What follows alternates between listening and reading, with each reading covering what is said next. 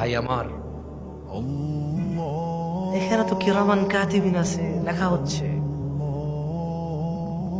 কিয়ামতের দিন তো আমলনামা পেশ করা হবে, দেখানো হবে, এরকমই দেখা যাবে।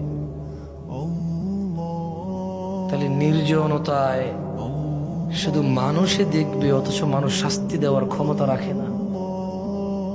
তুমি এটাকে লজ্জা পাচ্ছ, ভয় পাচ্ছ, আল্লাহ কি এর চেয়ে বেশি হক রাখে না যে উনি দেখবে না তোমার এই অন্যায়, সুদ, ঘুষ, জুয়া, জোচ্চুরি, জেনা, ব্যভিচার, নেশা? আল্লাহ আমাদেরকে বোঝার তৌফিক দান করুন। আজকে থেকে অপরাধ করার পূর্বে এটা ভাবিও যে কি হয়েছে, সিসিটিভি নাই, আব্বা আম্মা দেখবে না, আল্লাহ তো দেখতেছে।